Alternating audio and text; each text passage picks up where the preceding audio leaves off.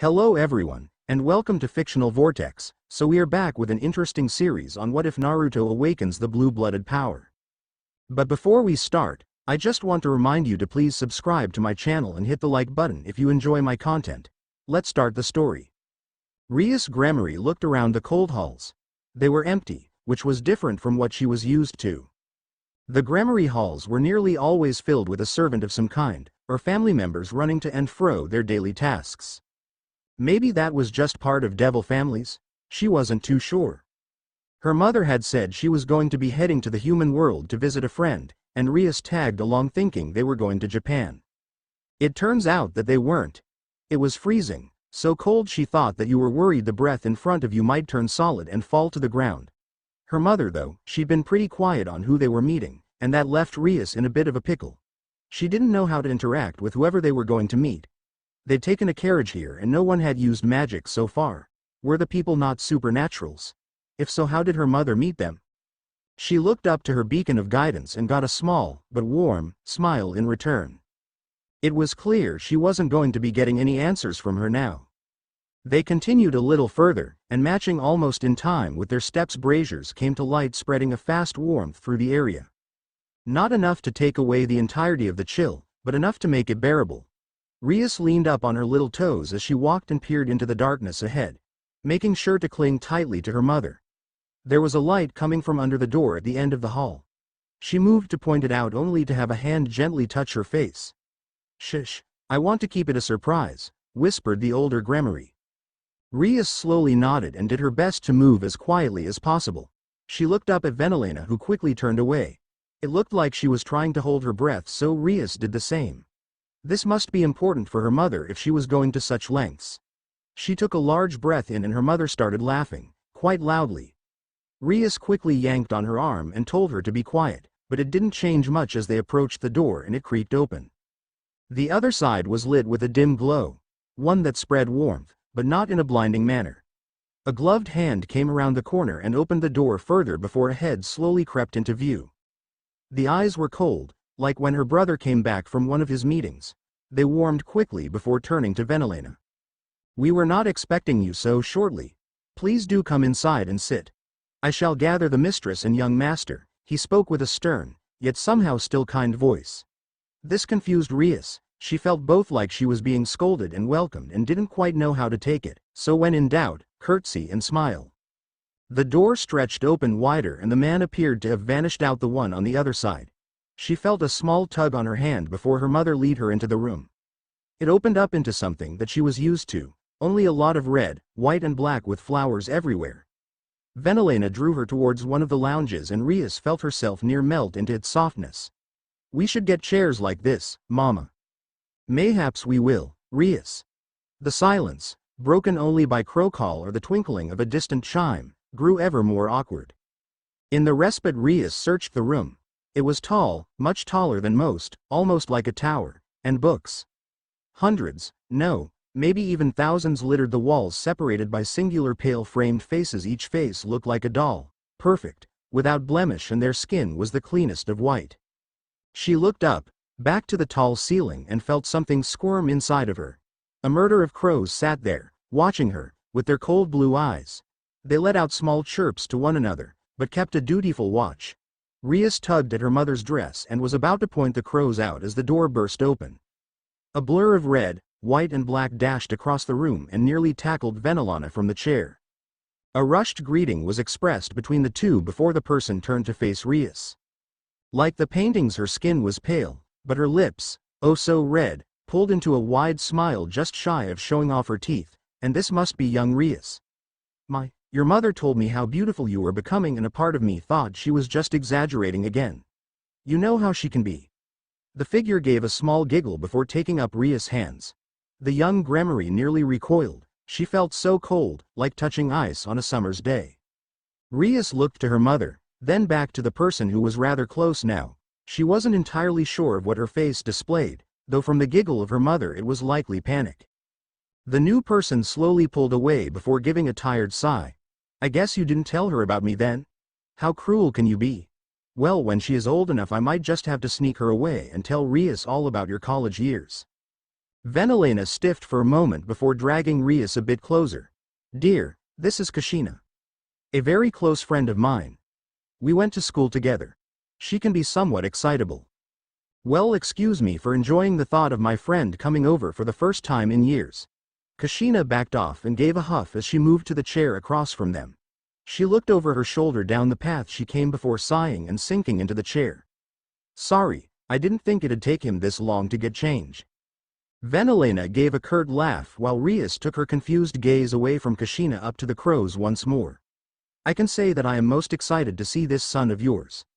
You've only spoken praise when it comes to him, Venelena added to fill the space. Don't be afraid to speak up, Rias. Kushina here hardly bites. Oh, that reminds me of that one time. Down behind the library Rias doesn't need to hear that story, Kushina. The older redhead gave a small shrug, drawing Rias' attention back to her. Kushina was clad in a strange type of dress. The top of the outfit seemed to be a white frilled blouse that connected to matching arm pieces across the underarm.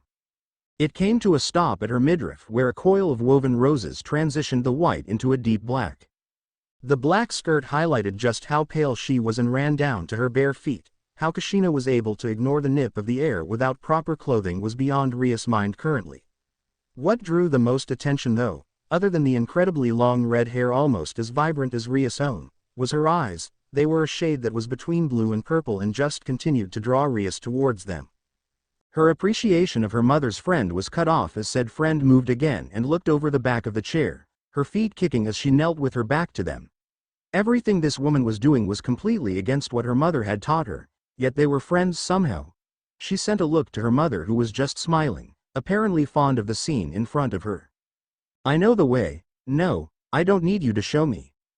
It was one time, came the voice of someone still outside of her view.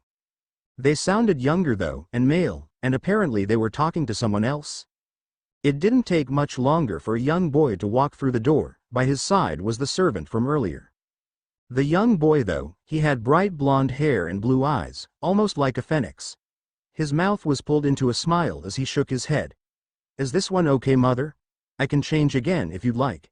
He motioned to a pair of black slacks and a deep red button-up shirt. The sleeves were rolled up to his elbows and Rias could see a number of bracelets strung on his wrist. Some ranging from pure decoration while others appeared to be charms of a sort. Kushina let out a nervous laugh before patting the chair. Come on, take a seat with me. Cadley, can you fetch us some drinks?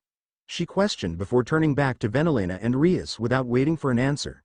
The blonde sat down next to Kushina, and quickly found himself dragged into an overly affectionate hug in which she rested her chin in the middle of his head and swung from side to side.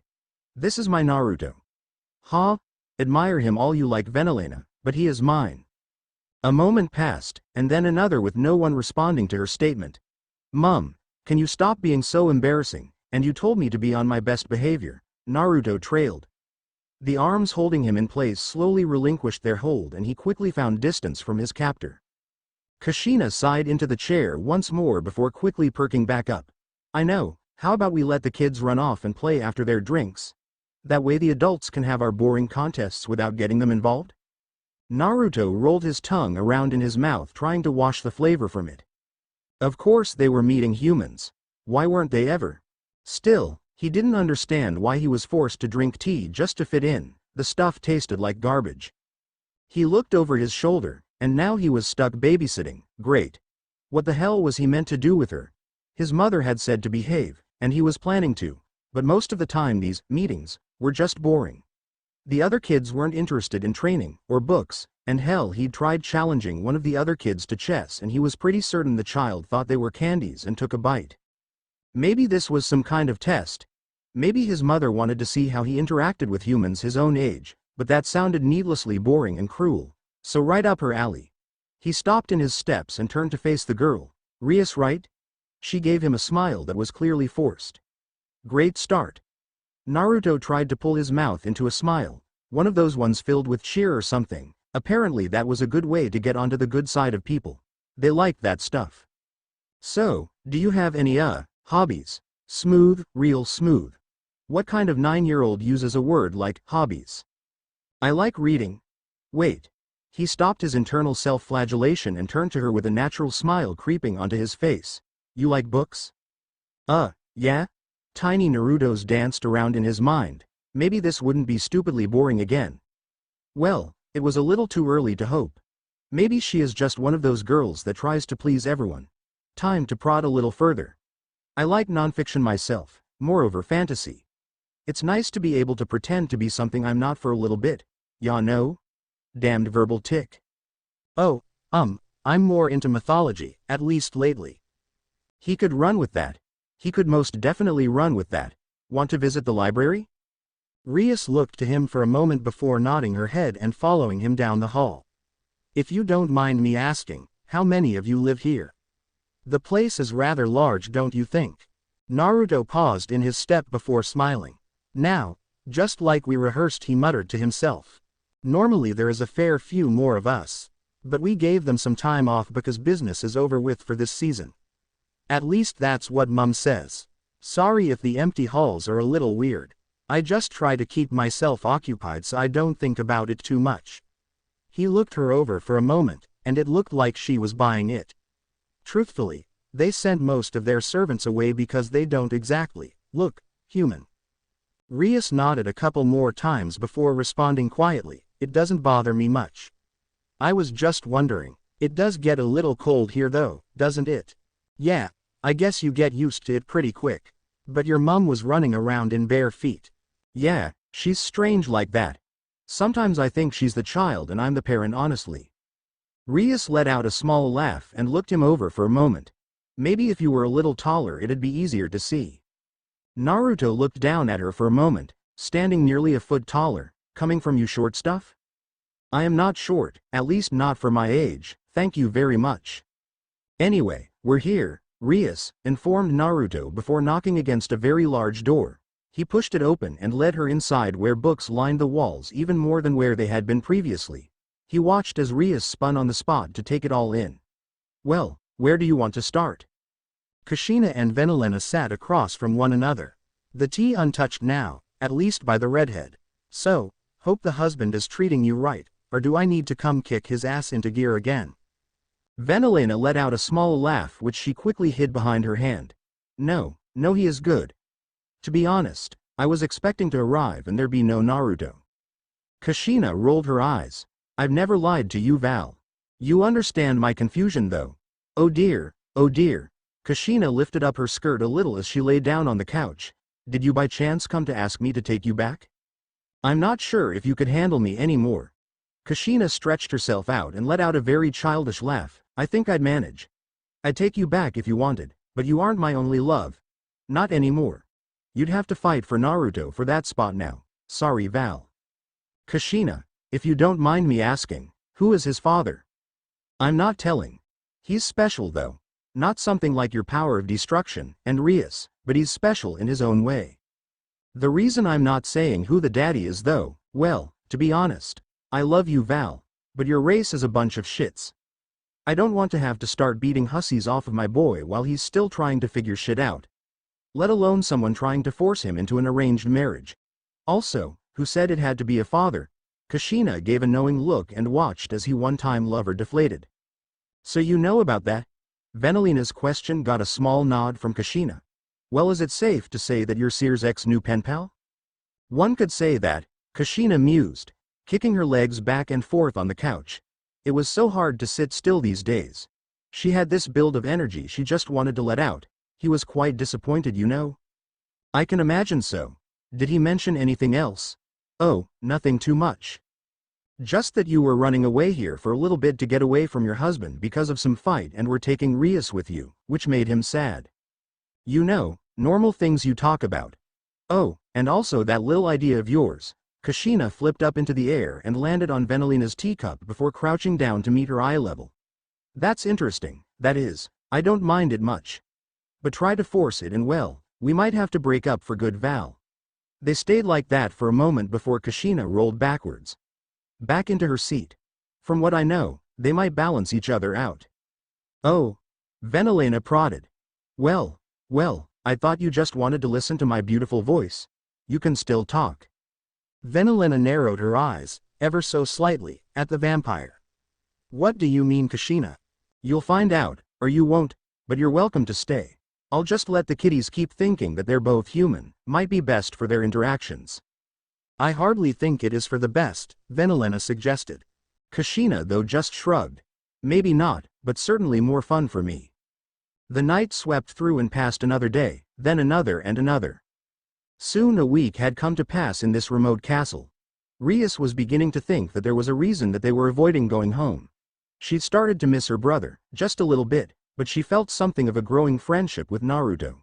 She didn't so much as pester her mother about returning home, but she did make sure to mention that a letter be sent to have her anime recorded. Making new friends was nice and all, but she didn't want to fall behind. Speaking of her new friend, he was strange-ish.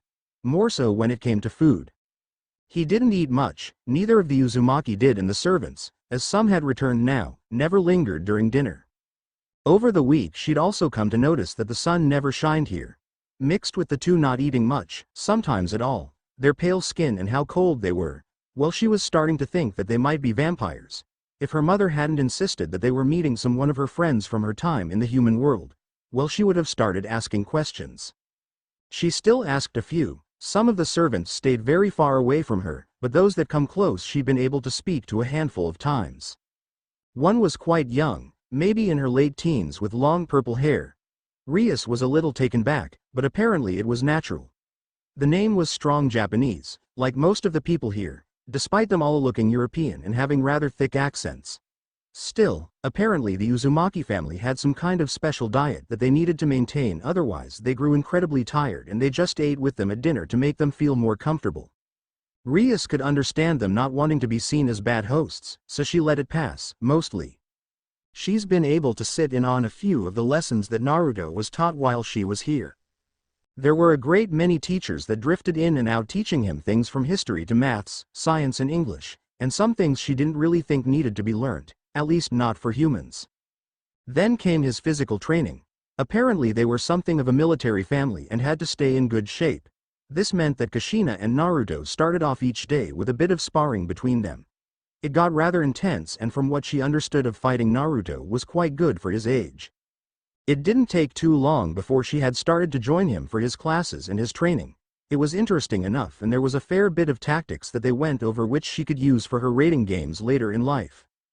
They'd also started to speak more after their trip to the library, and it turns out that it is pretty hard for Naruto to make friends.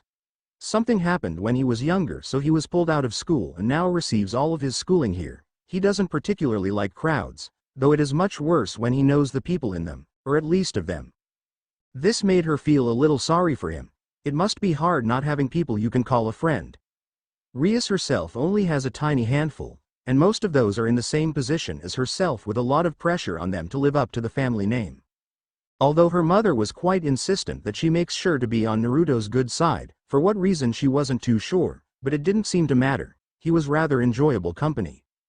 There was a knock on her door and Rias gave them permission to enter.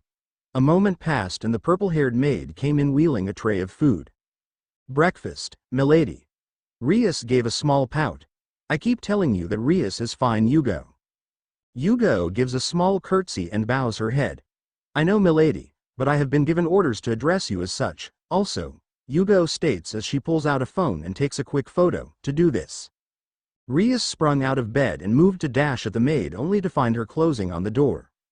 "Yugo, come back here." "Forgive me, milady, but I was given orders," and with that said Yugo vanished down the hall, leaving Rias alone in her room. And there was that which she dealt with. It turned out that the Uzumaki kept in contact with her brother. No doubt he would trade state secrets for those pictures. Really, people should worry about the underworld more. The week had certainly not been boring, and it was nice to have a human friend. She hoped he thought the same of her. "Young master, it is time to rise for the day." There was a groan in response from the bed as the covers shifted and curled. "Young master," came the sing-song voice once again as it drew ever closer. "Rin, if you have a camera again, I'll file for abuse," groaned Naruto as he slowly pulled the sheets away. His eyes flashed near white for a moment before they dulled back to their bright blue. He scanned the room and watched as Rin put something behind her back with a nervous smile. He crawled out of bed and pushed his magic over the surface of the skin, watching as steam quickly started to raise from the rather aggressive method of bathing. Anything important happening today, or are we still playing at being human? Rin let out a small hum as Naruto moved behind the changing screen. She moved out of the room and quickly came back carrying a tray of breakfast. Lady Kushina has dinner plans tonight. She'll be speaking to some members of foreign power. You are not required to be present. Though I do believe that Lady Venelena will be attending. Perhaps you can use this time to further your bond with Miss Rias, correct? Naruto drawled before striding out from behind the screen, now fully clothed in his regular attire. He saw Rin give a sheepish nod towards him before moving forward with the tray and removing the lid. On it rested a blood pack, and he was somewhat grateful for being allowed this privacy in his room. Please do try it, see it from our view, young master. She is sort of the first person your age that you have not hated. Naruto looked over it quickly. He was drinking teps again today. He paused after the first mouthful. Something tasted different, but he couldn't put his finger on it. Rin, is this fresh? Rin moved forward and took a small sniff before smacking the pack from his hand and giving a feral hiss in its direction. 1,000 pardons, young master. She winced and pulled her stiff hand back. Naruto watched the white glove melt away from the few drops of blood that landed on it before it started to seep into her skin and turn it charcoal. It appears that someone had laced it with silver. Rin, yes, young master. Give me your hand, he ordered softly. The brunette rose a brow. I don't think you mother would approve, young master. And I don't approve of my favorite maid burning in my room. Now give me your hand, he pressed with a much greater intent. Rin relented and offered her hand along with a deep bow. Naruto took it softly between his hands, and in a bright flash her skin started reverting back to its regular unearthly paleness. Better. Much, thank you, young master. Naruto gave a small nod and released her hand. He turned to the left. Cadley, report this to mother and check the blood supplies. I fear some of the younger servants don't have Rin's keen nose. The cold staring butler appeared in a kneeling position before giving a solid nod and vanishing once more. Rin looked between where Cadley had been in her charge. Is he always watching you? The only time he doesn't is when mother is near. Still, this is a problem. Either someone added silver to the bag once it was sealed, or the Teps fed one of their vampires silver while draining them, and I was pretty damn hungry. Rin, sorry, but can you fetch me another? My apologies, young master, but until I have checked all the bags you will have to settle for my blood. I do hope that it does not offend. Naruto let out a sigh and rubbed the back of his head. See, I can't really control myself when I drink from others yet. It might not be the bee. I insist. But, Rin, I insist. Naruto's shoulders slumped in defeat. There wasn't any reasoning with her when she got like this. He tried once and it felt like speaking to a brick wall. He gingerly grabbed her wrist and brought it up to his mouth. Just let me know if it starts to hurt, okay? Of course, young master. I only hope I shall suffice. Naruto opened his mouth to bite down, only to have Rin's arm moved from his grasp. Naruto, came the rather chilly voice of his mother above him. Rin was held back in her grasp behind her. Put your fangs away, and relax. I shall find you something suitable to drink, and you, Rin. Do not think you can sat his hunger. He is much thirstier than your average pure blood. Try to keep that in mind before he kills you.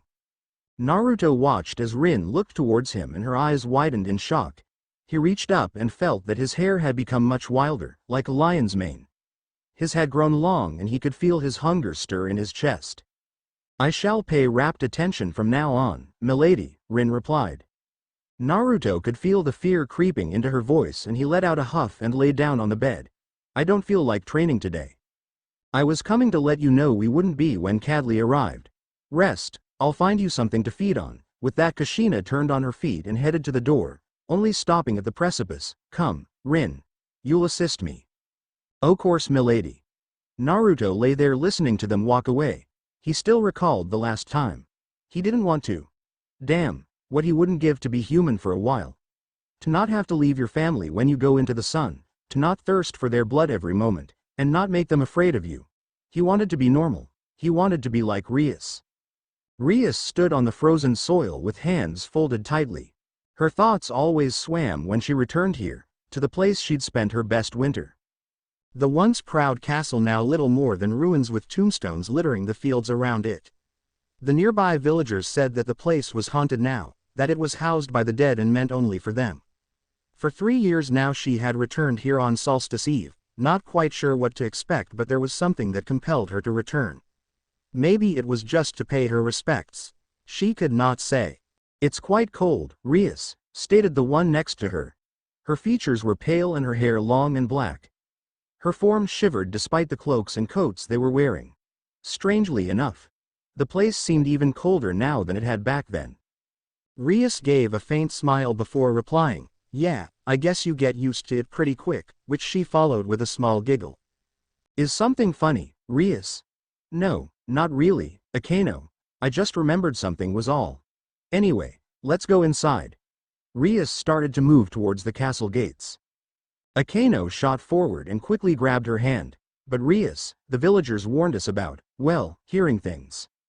Rias paused, her warm look slowly souring at the thought. "If there is anything here, then it's my duty to clear it out. I owe it to them." Naruto awoke to the still playing music. It was soft, and apparently from something called anime, which was some kind of craze that Rias was into. Well, nobody could be perfect, he guessed. Still, his body was cramped and the book had fallen from his hand during his nap. It wasn't like him to nap. He didn't like leaving his guard down, for who knew what his mother would do. There was a strange pressure on his waist and a wetness on his stomach. His eyes scanned the room quickly and found that they were still in the library. Good. Next the pressure. Rias had held onto him while they napped, apparently together, which also explained the wetness. It would appear that she drools in her sleep. He attempted to shift her so that he could get change, but it only resulted in having her grip tighter. He heard the click of a camera and his eyes snapped to the sound, watching as Rin tried, and failed, to hide what she was doing. His eyes quickly narrowed in on the suspect, who waved her hands in defense. It's not what it looks like. Lady Kushina said that I had to, was all." Naruto gave a small understanding nod. "Cadley," he called, and like clockwork the man appeared. "Please escort Rin from the room and see to it that the camera is destroyed." "Understood, young master." Naruto paid them little mind, as they no doubt started their chase throughout the castle, with Rin trying to keep herself from being scolded and Cadley too just following orders. Instead, his attention was drawn to the one wrapped tightly around his waist. He gingerly prodded her cheek and watched her nose scrunch up in protest. "You're such a delicate little thing, aren't you? We aren't getting any ideas now, are we, Naruto?" The voice was soft and familiar. There was a slight jest to the tone, and he gave her a warm smile in return. "Of course not, Venelana. Though, I am coming to suspect that you two are not entirely human yourselves." Venelana shifted in her seat over by the table not too far away. She leaned forward a little and took a glance at the duo. It would appear that she still has the habit of clinging to things in her sleep. "Drooling on them too. My apologies." Naruto just relaxed into his position and did his best to ignore the discomfort. "Neither of you display items of the church, and if you were wolves or ghouls, I doubt we could be in the same room. Devils, perhaps? I have no idea what you are talking about, and if I were to say his name, there would be no reaction from yourself, or Rias here." The slight narrow in her eyes told him all he needed to know. "Very well. Seeing as that is out of the way, I'm a Krusnik. Rias wouldn't stave off the hunger for long." "That must be difficult. I take it you gain such things from your father?" Naruto gave her a small shrug. "I don't know. Neither does mother. It just happened and she found out the hard way, while breastfeeding." "That does not sound pleasant," Venelana commented, resting a hand atop her own breast. "You know who your father is then?" "I know who sired me, yes. Though I've only met them once. Still, should I need help, they said I could count on them." "Neither of you will tell us. How suspicious of us are you?" Naruto let out a small laugh. "Mother told me. Trust an angel to stab you in front, a fallen in back, a wolf to wet the bed, and a ghoul to hunger for dead. The gods are jokes, most at least, and have given their lands for lease. But when a devil comes, trust them not, for under their foot the ground rots." I see that Kushina has become somewhat of a poet. Apparently she had to. It's what a good mother should know. They both shared a quiet laugh at Kushina's expense before an awkwardness started to creep over the room. "She does an awful lot to protect you." A lioness will fiercely guard its cubs. I am sure that when it comes to Rias that you are much the same. Indeed, she paused and looked around the room for a moment before turning back to Naruto, in saying such. Would I be able to ask of you a favor, Naruto? I will listen, though can make no promise, till I hear what you want. Excellent. You see, when Rias becomes of age she is to be wed, my foolish husband's decision mind you, to someone that she holds no kindness toward. If her feelings remain the same, could I ask for you to stand in? You wish for me to duel for her hand? Something along those lines, will you? She leaned toward the boy now deeply invested in his answer. Val. Only to quickly lean back in the chair at the call from Kushina. Rias also shot up and quickly, but with futility, tried to wipe away the puddle of drool. Ah, look who woke up finally. Chided Naruto, causing the young Gremory to look away, possibly in shame at having been caught. Kushina seemed to calm down quite quickly after that. She looked to Naruto and Rias before letting out a small sound, possibly of joy. Then it was right back to the task at hand.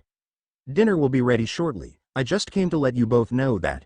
Afterward, well, how about we go to the festival in town? I heard that they're putting on a big performance this year.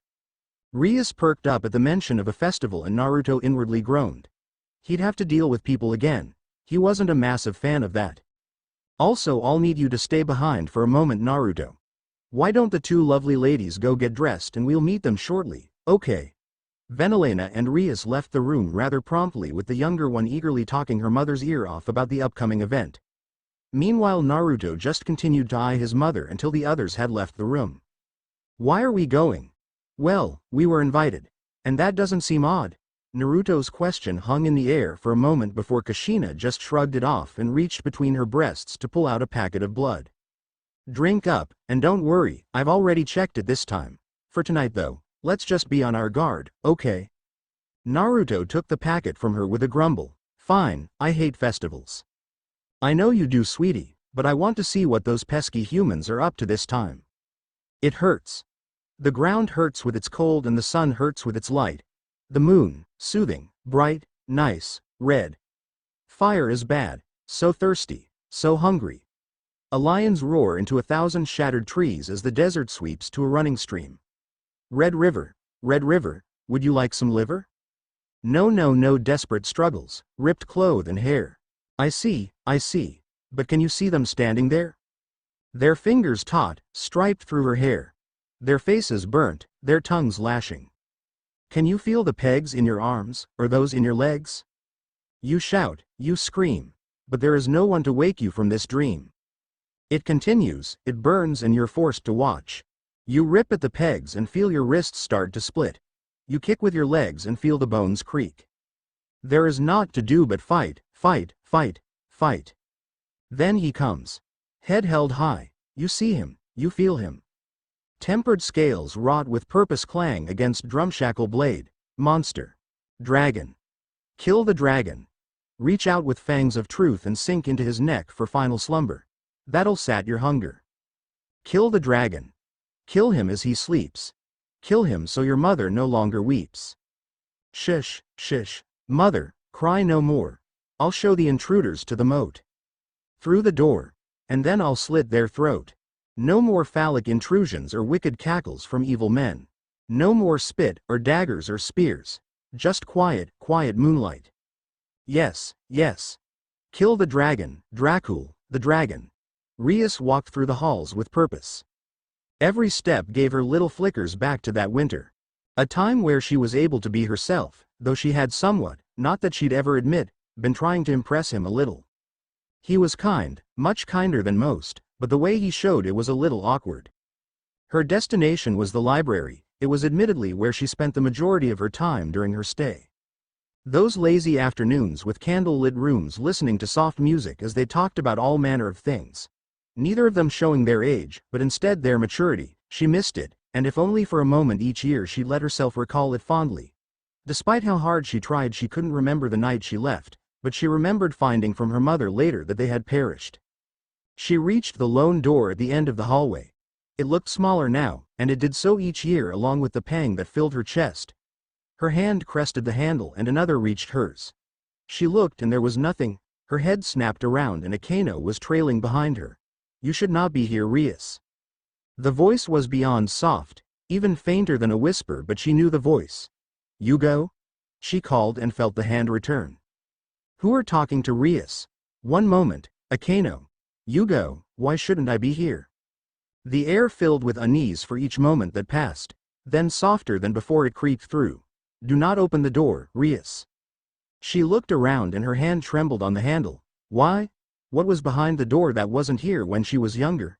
That wasn't here last year even? Wait, did she enter last year? She thought she had, but thinking back it becomes blurred.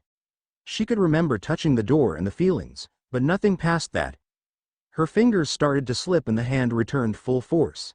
She looked and saw Akano holding her hand. Together perhaps, Rias? Thank you. Screw the voices, she needed to see what was inside. Together, along with Akano, they pulled the door open and Rias was forced to shield her eyes. In the middle of the room laid a large crucifix plunged deep into the floor. Rias pushed away the headaches and stifled the pain as best as she could. She went to take a step forward but was rooted in place as Akano didn't budge. She looked back at her friend who had eyes locked on the symbol in the middle with a finger pointed. Golden hair, came the near voiceless whisper from Akano. Rias snapped her eyes towards it and fought the pain that came this time. He was pinned there, struggling and bleeding with chains wrapped so tightly they looked to strangle him. Agon, kill the dragon, repeated again and again ever so softly from his mouth but filled with a hate that Rias couldn't imagine. Her fingers dug into her palms, the eyes had been pulled out and the hair had grown long and matted. Wrists and ankles pinned in tightly with silver chains keeping him firmly against the cross. His body withered to flesh and bone with no muscle in sight. She could still see the outfit he wore that night now in tatters on his form. What the hell happened? And why couldn't she remember any of it? Akano, please, pull him down for me. No, of course, Rias. Akano moved forward ignoring the feeling in her gut.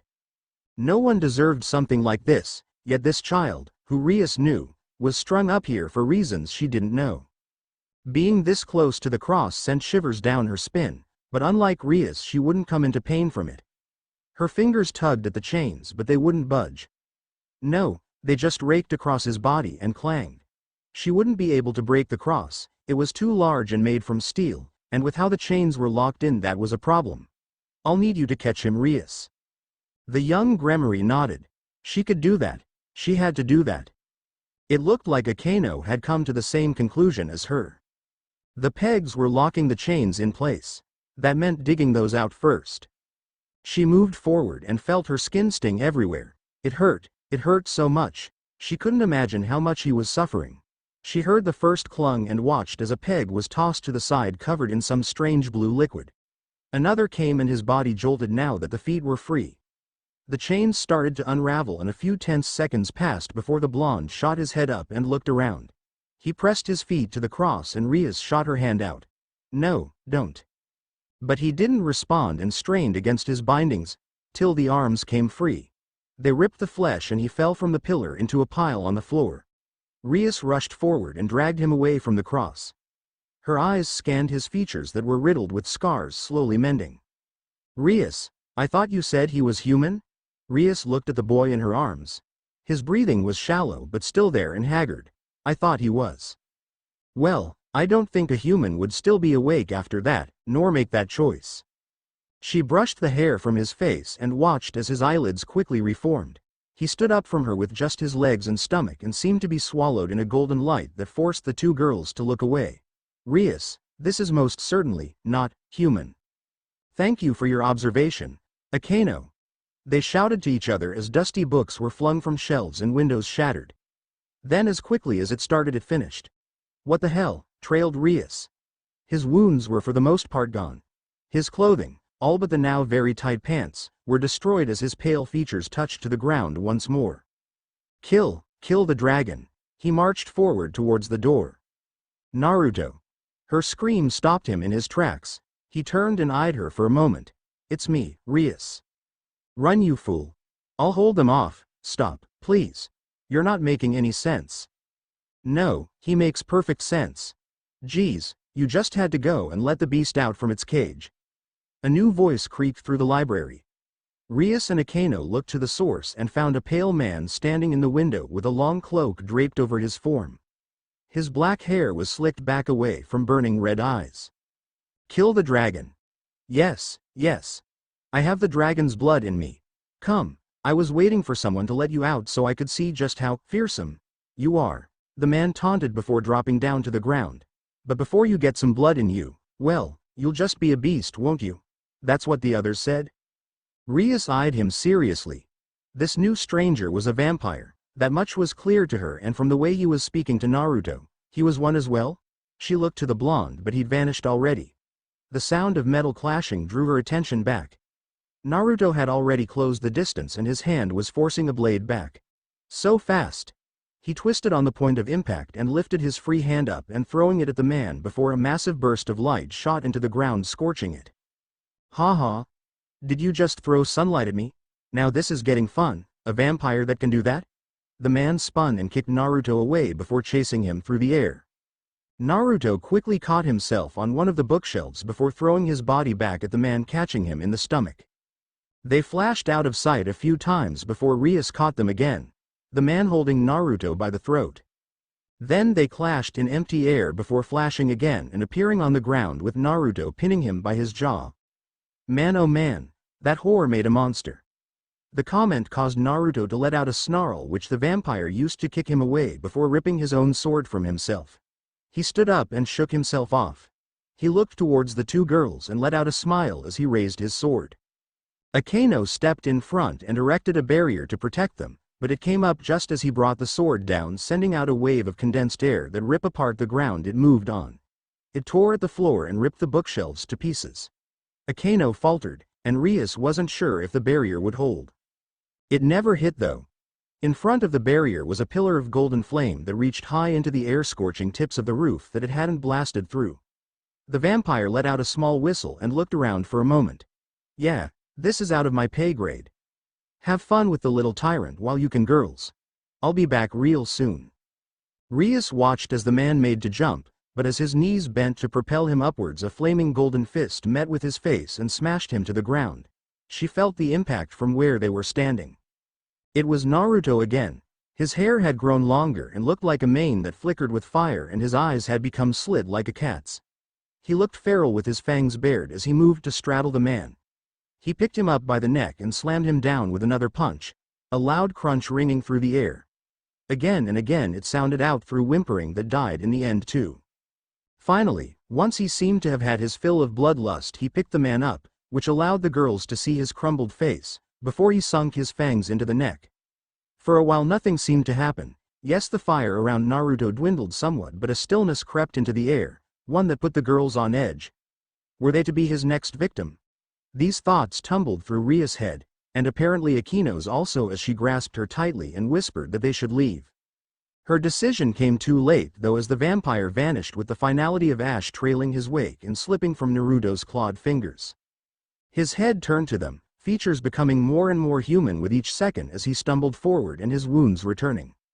He made it to the barrier and rested against it, his mouth muttering a number of incoherent things. But, he called to her, faint it may have been, but her name definitely left his lips, and that was all she needed. Rias stepped through the barrier and grabbed him as he fell. His eyes fluttered for a moment before closing tight and sleep took over. Rias looked to Akeno and bit back what she wanted to say first before giving a small nod. "Let's return home, the three of us." Akeno let out a sigh but helped Rias to prepare a portal back to the underworld. Searzex stood over the boy, watching, waiting. It had been a week since his sister had brought him home, and he wanted to do little more than pry any information from him that he could in regards to the cuteness that Rias got up to while she was away, but he relented. Mostly due to Naruto's still form. He was alive, barely, but he was alive. He'd done well to kick the other maids and attendants from the boy's room and kept only the most trusted to be his carers.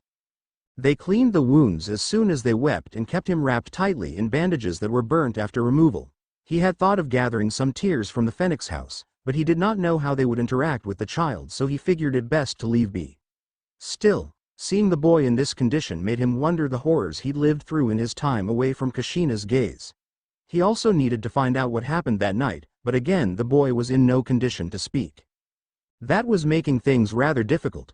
He'd also seen Rias try to sneak him into her peerage while he seemed to be not looking, but the girl wasn't strong enough, queen and all wasn't enough to make him a devil.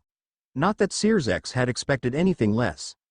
Kushina never took half measures, and then there was the other parent to consider. Oh yes, he knew, and he was damned to get in the way of that thing on a bad day. How Kushina managed to sway that thing, he had no idea. And that was where the issue lay. He could call Serafal and have a fitting queen for her, but he didn't know how that would be received by the boy's remaining kin, and any attempts at getting into contact with them had failed.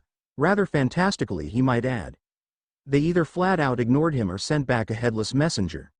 Now, he knew it wasn't an act of hostility, it was just that those ones didn't like to speak to devils, at all. The door creaked open and his mother dipped her head in. "How is he?" she whispered. "Good, I think. How was your trip?" "Eventful. I ran straight here when I got home. The maids tried to keep me out but, well, that's not an issue I have to deal with." She knelt down beside Naruto's bed and touched his face to stroke some hair away. "He's quite warm." "It's expected. I take it you still have no intention of telling me then?" Her question got a small shake of the head from Sirzeks. "Fine. Well, there is nothing to it. Awiki's been asleep and I will tolerate it no longer. Zeoticus, I know you're listening in. Fetch me my evil pieces. I have found a use for them." A moment passed before Zeoticus arrived in the room carrying a large case with ornate details decorating its frame. He opened it towards his wife, who paused for a moment. "Which one shall it be?" Venelena's hand paused on the queen. She'd promised herself to keep it for the case of bringing Kushina back, should it be possible, but with Naruto in front of her now, well, she was sure Kushina would have a fit if she used anything but the best for her child. Sadly, she took the piece out and pressed it to his chest. "By my name, Venelana Gremory ne Bael, I command you to return from where you slumber to bring forth honor and justice to both the clan of Gremory and Bael. Take the position of Queen of Extinction and smite those that break our code." Sirzeks let out a large sigh which got his mother's attention as the piece sunk into Naruto. Was that really a smart move? "I shall deal with the fallout, should there be any. Now be a good son and fetch me some tears. I need to wake my queen." Great, she was in one of her moods again. There was little point arguing with her, so he just did as she asked. He returned a few minutes later to the same room, but it was hardly the same. It had been scorched black and small embers were still in the process of being put out by his father. His mother and the young, maybe not so young anymore, child, were having a battle of mentality, and from the looks of things neither one was willing to relent in the stare that was sent to the other. "I was gone no more than 5 minutes, what the hell happened?" Venelana extended a hand towards Naruto and stated calmly, "He awoke, turned into a lion and called me a defiler in some strange voice before he erupted in flames, destroying all the nice furniture by the way, and coming back like this staring at me. I had the healing under control. It was just taking a long time to flush the silver from my body with all the compression from the bandages." Naruto took a breath and seemed to relax before sitting down on the bed. It broken and fell 2 feet to the ground and no one said a word until he started to laugh. "Man, thanks though, Terias, mostly for getting me out of that. Such a nasty way to lock me up, but I guess I deserve that in a way. So, now that I'm somewhat back to a rational mind, what do you want from me?" "You missed the whole speech I just gave then?" Yeah? I was asleep?" "Good point. Why the hell do we need to say something anyway then?" "No clue." Venelana looked at the room for a moment before giving a shrug and looking back to Naruto. "I'll find you something to wear. Wait just here. Zeoticus, come." "Yes, my dear." Sirzeks and Naruto watched as they left. In a moment it was just the two of them, and when Sirzeks turned to face the blonde he saw a mile-wide smile on his face. "You heard it, didn't you?" "Of course. Mother said it was fun to rile her up, and I guess it is to some point. Guess that means I'm a queen of sorts for this peerage shit. Damn, that sounds like work." Naruto stretched out on the bed and gave a small groan. "Damn, I hate silver. It don't burn me to hell like others, but it sure as hell slows down my healing." Sirzeks let out a small laugh. Honestly, he was just glad the boy was taking it so well. The next question though, how's your mother going to take it? "Oh, yeah, she's pretty damn pissed. Already tried to rip the piece out of me. That I tell you is not pleasant. Hurt more than being chained to the cross. I'll have to go see her soon to sort stuff out. But you're more interested in how exactly I ended up there. Well, I'll tell you that story some other time. Rias is here. And no sooner than Naruto had said that did he hear a small argument break out down the hall, like it did every day, between Rias and the maids. Searsex looked to the boy before he sighed and went to the door letting them know to let her through. Searsex came back into the room with Rias trailing him. She was in a buzz after hearing Naruto was awake, but she was also down after hearing that her mother had brought him back as her queen. Searsex thought about telling her that Venelana would likely trade him to her at a later point if they all agreed, but it might be nice for her to stew for a little. She looked cute like that. He watched Rias run forward and pull the older boy into a hug and felt a little jealous of the attention Naruto was getting, but he knew better than to act on it. He was Rias' reliable older brother after all. They broke apart shortly after and he reminded them that Venelana would be back soon before leaving them alone. He got out of the room and leaned against the door. Damn, that boy was good at wearing a smile. Naruto awoke to a familiar but distant feeling. There was a pressure around his waist and a wetness seeping into him. He looked around the room. It either was not the one he fell asleep in or devils were incredibly good at redecorating.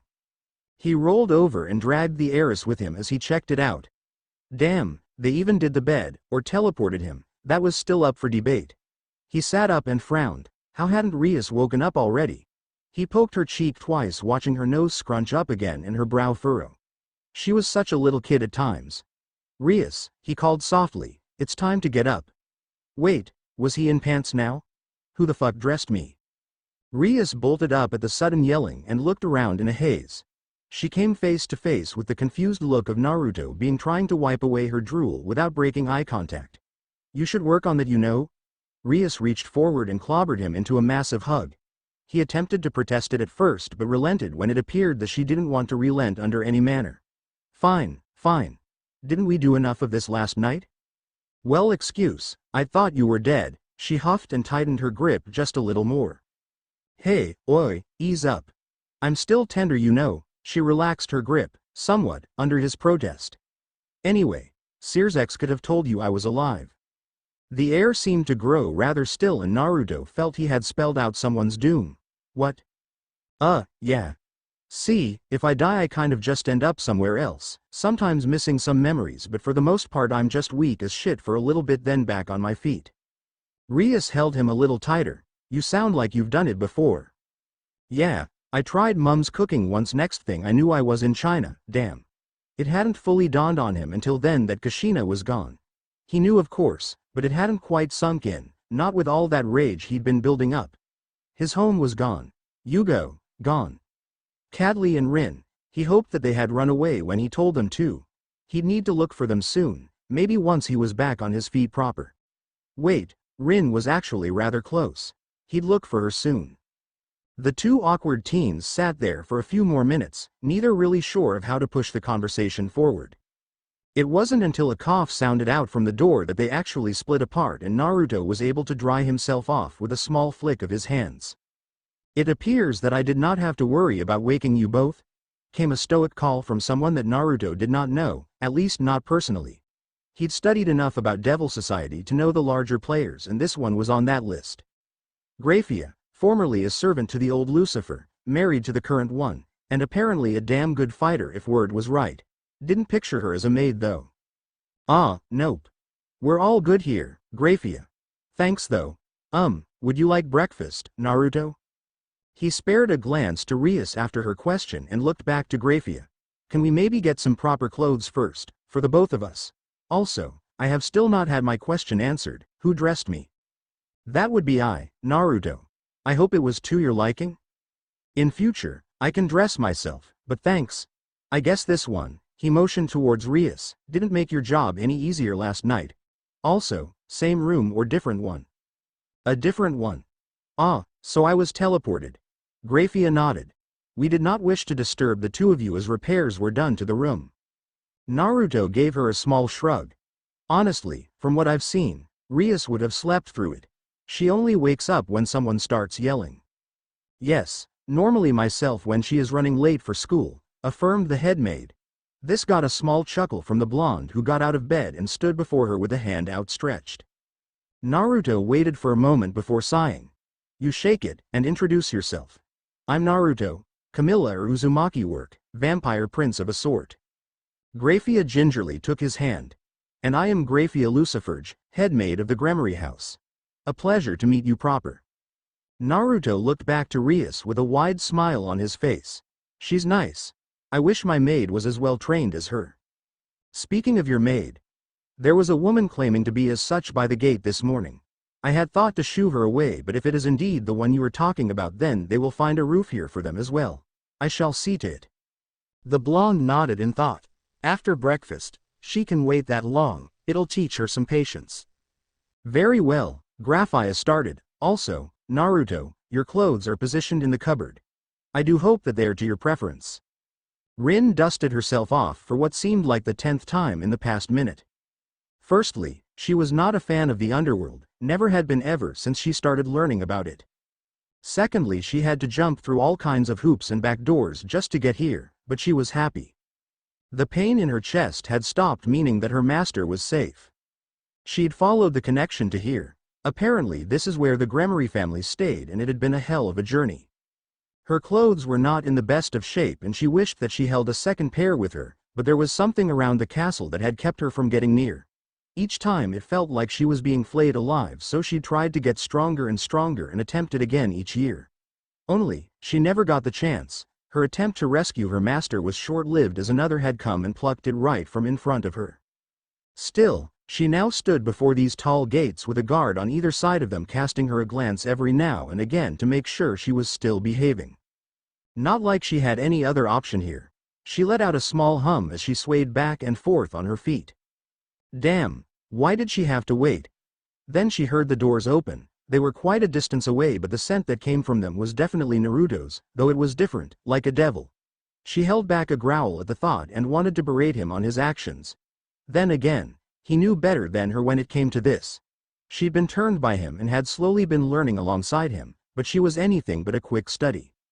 A few more minutes passed and she caught the trail ends of a conversation, something about breakfast and having been better than he expected. That may be so, but Naruto hasn't had a breakfast prepared by her yet, so where was she going with this? Anyway, they were at the gate, so she put on a big smile as he approached, even going so far as to ignore that pig-headed maid that had tried to throw her away earlier. Damn her, damn that bitch, she'd show her. Rin? He called, and she did her best to suppress the urge to shiver in delight. She nodded and pulled at the hem of her skirt, ignoring the small tear sound as she gave a curtsy. Yes, Yun. Yes, master. It is good to see you in good HEA. Though her eyes were down, she felt him take a step forward and cut her off as he scooped her into a warm embrace. She wrapped her small arms around him and pulled tightly into him, stuffing her face into his shirt. I'm sorry, she whispered, I'm sorry, I'm sorry, I'm sorry, all the while Naruto continued to hush and hold her. She wanted to say something else, anything else, but the words wouldn't come. It was her fault. If she had been stronger, if she had known more, if she had trained harder, then it wouldn't have happened, she was sure of it. So they stood a while longer with her uttering her apologies and Naruto trying to soothe her through them lest she break. Rin tightened her hands to fists clumped of his shirt before taking a breath in and slowly stepping back. She tried to compose and wiped her dirty rags across her face to rid the tears that had spilled. Forgive me, master. If you will have me once more, I would like to resume the role of your maid to tend to your every need. She watched for a moment as Naruto seemed to be weighing up whether to take her back or not. Each one more painful than the last. She opened her mouth to speak only to watch him shrug his shoulders. Sure, it'd be pretty weird without you at this point. Making you walk all the way here and sneak in just to turn you away. That'd be pretty cruel of me. He gave her a toothy grin before he paused and looked over his shoulder. But, you'll probs need to do things the way that the Gremory family does, so you'll likely be learning from another for a while. Plus we'll need to catch up on everything that I've missed. How does dinner sound, my room? That sounds wonderful, master. Naruto gave a short nod and turned on his feet before asking, speaking of which, where is my room, Graphia? I shall show you to it, along with where Miss Rin will be staying. The days grew long and stretched into weeks as Rin gained an understanding of how things worked in the Gremory house. Thankfully Naruto had made a full recovery in this time, though it did very little to ease the workload on her plate. At daybreak for the Gremory house she would be up and running around to make sure breakfast, fit for a duke, was ready for the table when the lord and lady of the house were ready for it. Then she was to sit in on the lessons that were given to Naruto and Rias to further their education. It appeared as though Rias wanted to study in the human world, which meant she needed to understand their system and work within its bounds. After their makeshift schooling came the study of arcane, a subject she had little hope with. Magic was not in her nature. It was not that she couldn't understand it, rather than her body could not produce the same effects of magic that Naruto and Rias were able to. It shamed her as a vampire. Then it was martial training. Rias did not actively take part in this portion, and it seemed to be a rather recent addition. For the most part it seemed sloppily put together and without organization. A different servant came each day to instruct, or rather spar, with Naruto. He was getting stronger and faster each day. Her own progress though, well, she couldn't flick a switch and magically become some grand fighter. Not that she knew of, at least. So she spent a large amount of time getting her butt thoroughly handed to her, and it didn't feel like she was making much progress. Currently she had some free time and was using it to scour the halls for her master. Normally the link between the two of them made the task quite easy, but it was blurred like he was inside some barrier. She walked past a door and stopped. He was on the other side. Rin pressed herself against the door and listened. He was talking to someone, though their voices were muffled even for her. She caught something about a trip and a trial, but not too much more. The conversation continued for a little while longer before she heard the doorknob turn, and she quickly took a waiting position in the hall. Naruto looked at her as he left the room and gave a wide smile before striding over as Venelana left after him. "It is good to see you again, Rin," the matriarch of the family said. "I do hope you're finding your place here." Rin carefully gave a deep bow to the women. "I am. Thank you for taking me into your home. It was no issue. Naruto here wanted to keep you close, and so I made it happen." The two shared a look before her blonde master sighed and rubbed his neck. "So, I take it you were looking for me, Rin?" She hadn't really thought of what to say once she'd found him.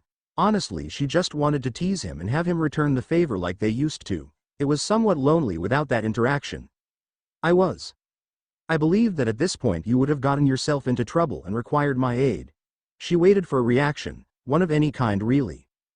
Venelana was the one that gave it through a curt chuckle behind her sleeve.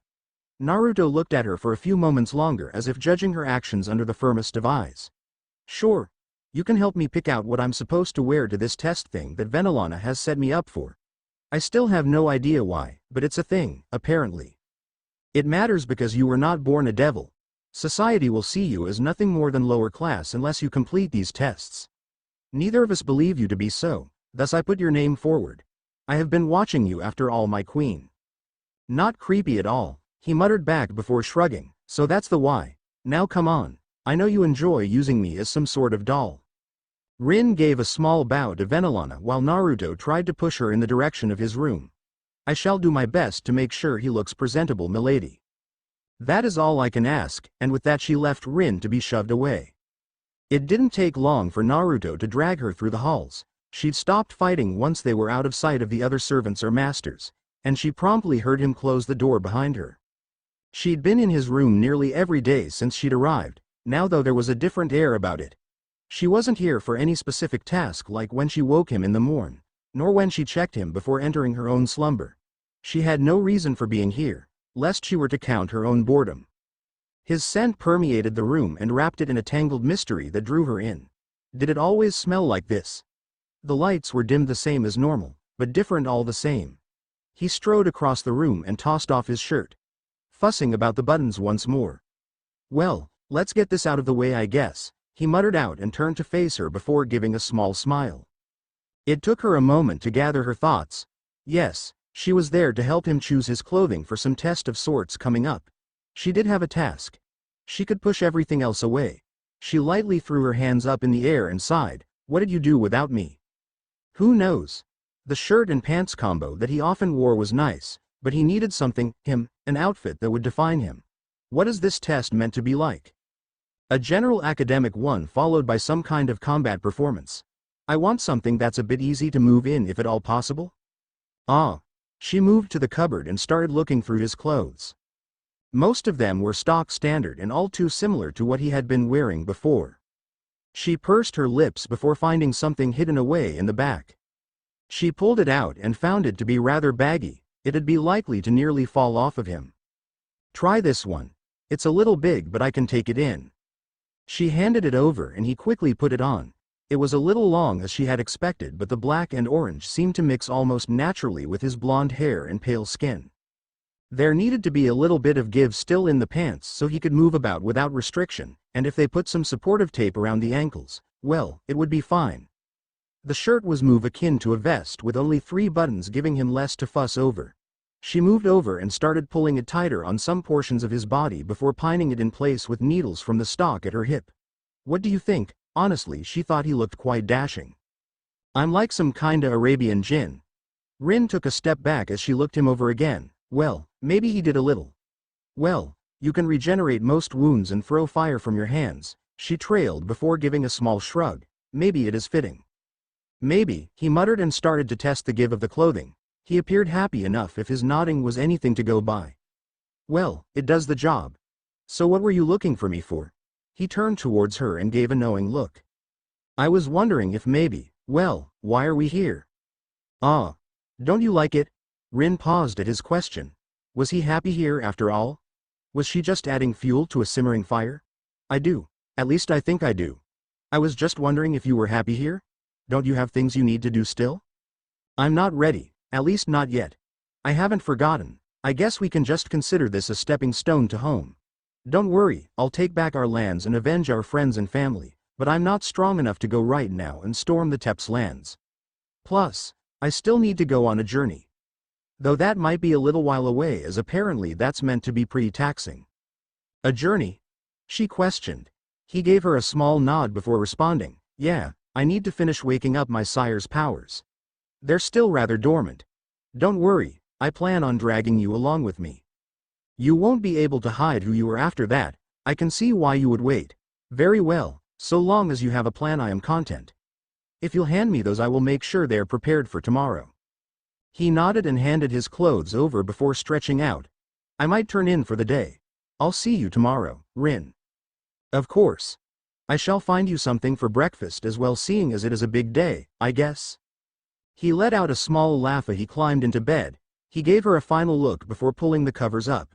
Thanks, Rin, for sticking around. Of course, you'd be lost without me after all. Yeah, I just might be. What an odd thing for him to say. She was about to press further but thought against it and left. He had his method with dealing, and she'd leave it to him until he could know more. Still, he could lean on her a little more. That's what she was made for after all. Naruto stretched and groaned before sliding from the horse he rode. He took in a deep breath and scanned the area around them.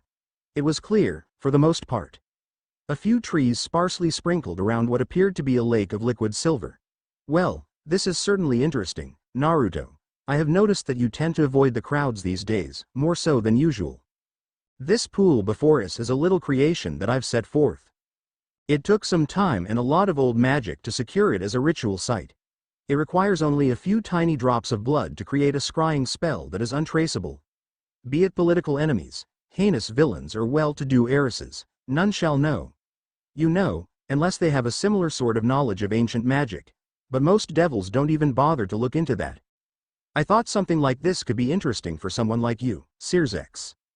Sirzex let out a sigh as he dropped down from his horse and moved to stand by Naruto. You don't normally give me gifts unless you're asking for my help. I know. Venilana and I, well, we believe that our show during the promotional examination went a little too far. There was a large sigh from Sirzex before he hummed. It seemed more to himself and as a way of thought than having any particular motion on the surrounding circumstances. I take it that my mother is not as excellent a teacher as she made it out to be, and that you can't actually use the power of destruction. I can, just not in the way mentioned. I'm a Krusnik, as you know. Naruto watched him for a nod, and part of that means that I can borrow power from those that I've recently fed from. If I was to feed from, say, someone with the power of destruction right before an examination, then I would be able to use it there to prove a point. Sirzex continued to nod alongside Naruto's words. He appeared to be following the train of thought. And you're telling me this, why exactly? So that you can use those mighty Satan powers of yours to calm the people. There are lines and lines of them trying to get Venilana to train their peerage members. Not to mention the Biel family seems to be after our heads right now. I just thought I'd push a little bit of work your way so that you can aid us in clearing this up a little. In short, My mother made a mistake and is too proud to admit it? In short, yes. Sears let out a throaty laugh before looking down at the silver pool. Well, I guess you can show me how this thing works. I might not be able to fix it immediately, but there are some things I can do to protect you too and to pull some of the issues away from you. Though I might need to bring in Seraphal to help smooth issues in some places. This isn't a problem, I hope? No, well, she isn't always that, ditzy, is she? Because that could be a problem. Sears let out a small chuckle. No, not always. That's more just how she relaxes. Okay, said Naruto. He walked forward and looked back at Sears, who had followed him up to the edge.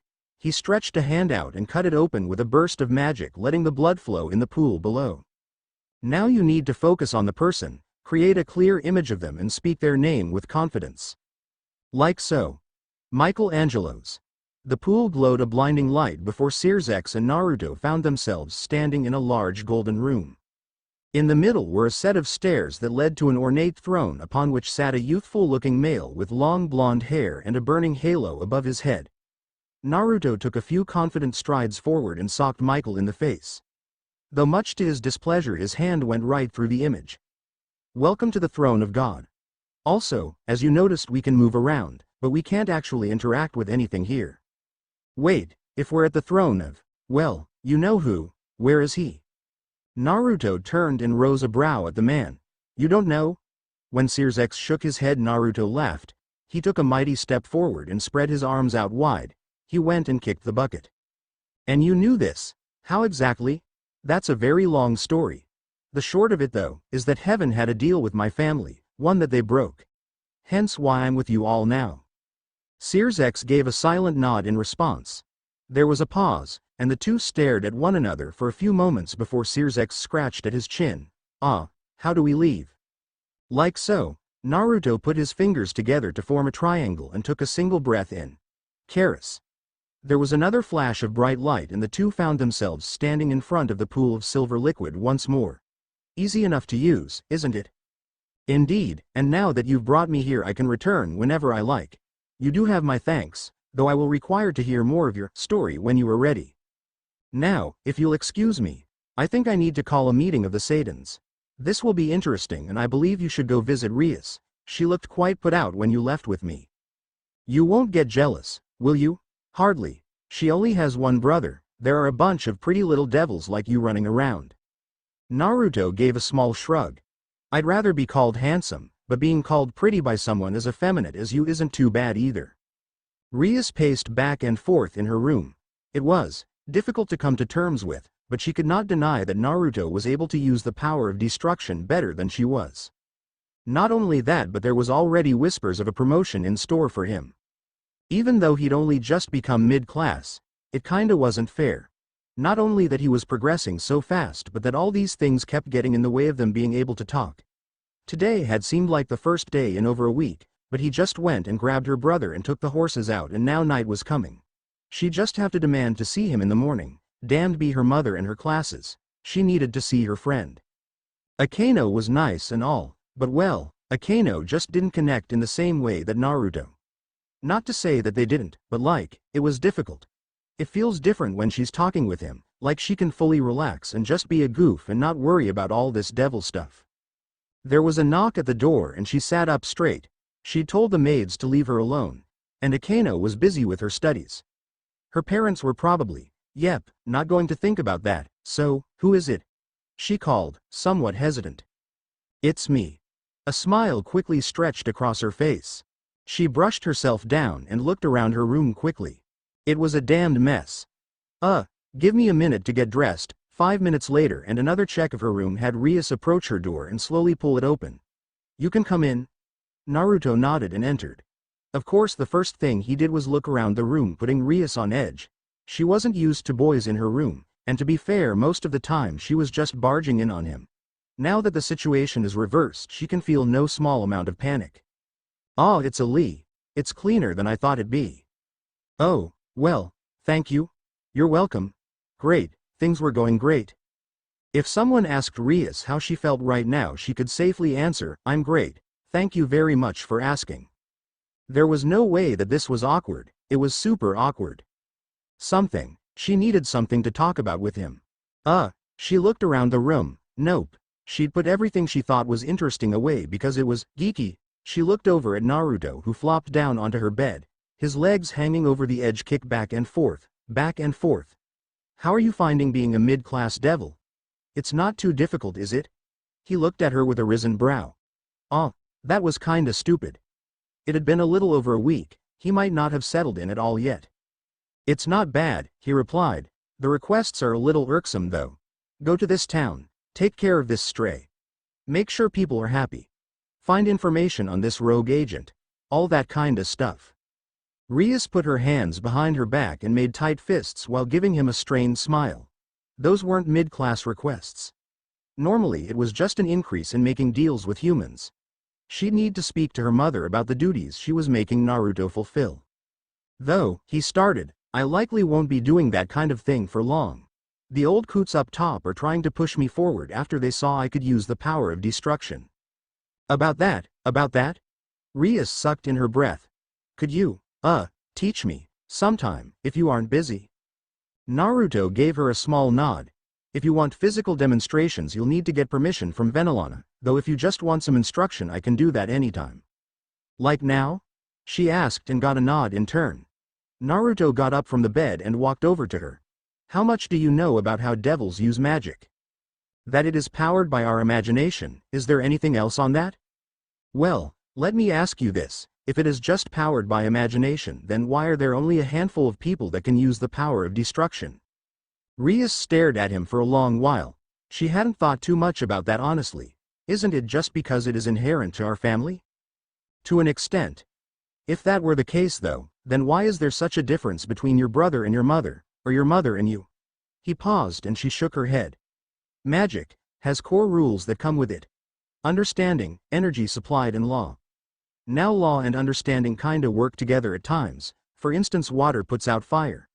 But if you push a large amount of energy into a fire spell you will turn the supplied water into steam and your fire will continue. Rias nodded. So far things were making sense. They weren't really taught this.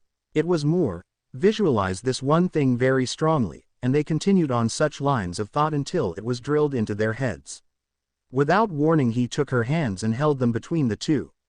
Rias watched with a frenzied fixation as his nimble, rough hand slowly peeled her fingers open.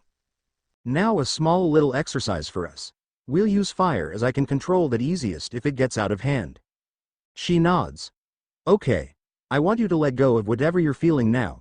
I want you to be a blank slate, no running emotions. Close your eyes. She had half a mind to shout at him that it'd be impossible with him in her room, alone.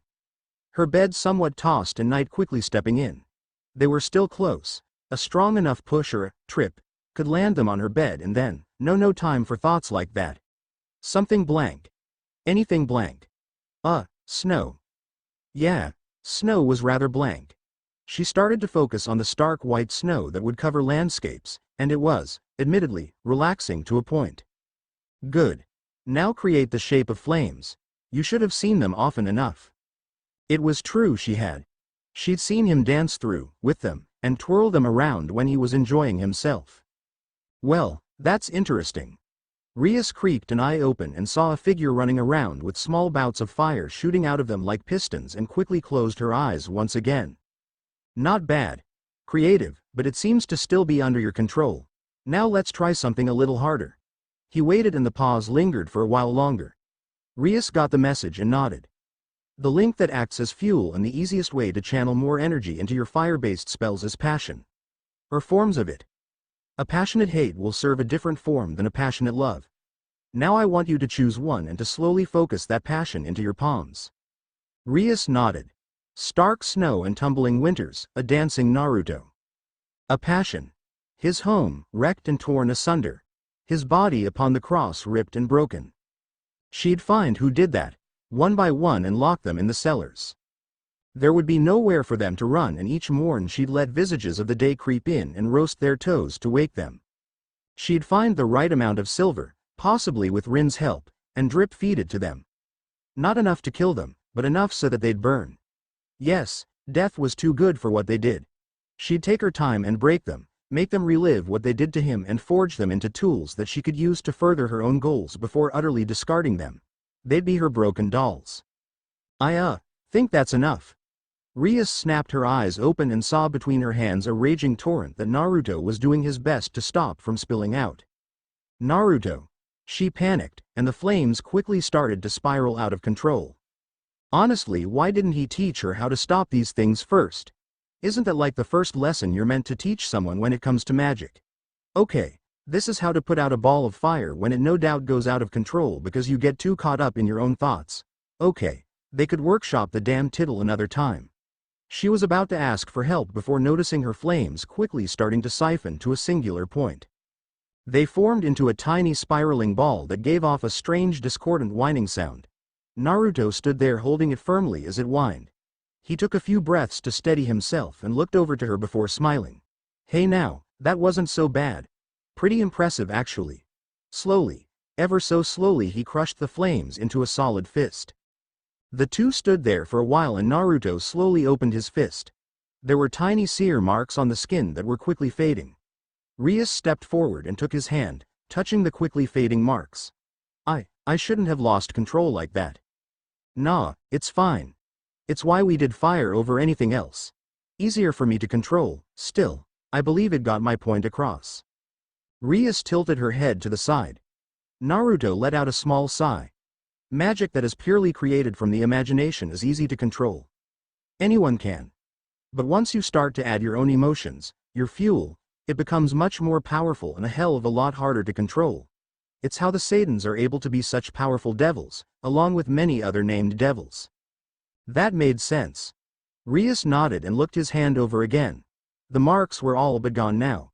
Slowly she turned up to face his gaze once more. Do you use this type of magic?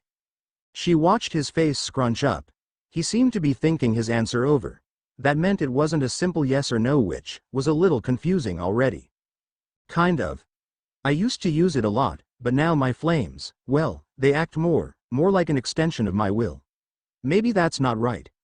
My flames expand and contract based on what kind of feelings I put into them, but they only act upon my intent, if that makes sense. No, of course it didn't. Nothing about him made sense to her, and it was her greatest source of both wonder and irritation.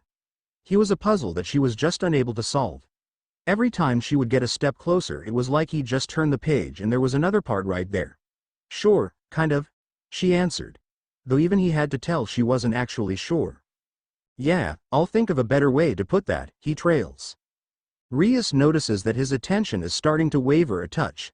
Her eyes scanned the room. She needed something fast, otherwise this would become awkward, again. Her books. Naruto, how about you tell me a story like you used to? He seemed pensive at the idea before he nodded and looked around awkwardly, seemingly for a place to sit. Rias, though, had a better idea. She dragged him over to bed and crawled in before tossing the covers over them. We tend to fall asleep anyway, so let's at least be comfortable this time. No, she felt like cheering for herself. Such a bold move and not a single stutter, definitely a point for her. He laid down and Rias backed herself into him. Dragging an arm over her waist to hold her close, he let out a soft hum before starting. Let me tell you about Sekhmet and the horrors she has brought unto man. Rias felt herself melting into him. His voice easing out any worries she had formed for herself. These little moments where they could be themselves and talk in hushed voices as they shared wisdom, she would always relish this. The end. I hope you enjoyed this episode. Remember to subscribe and like this video. See you in the next video.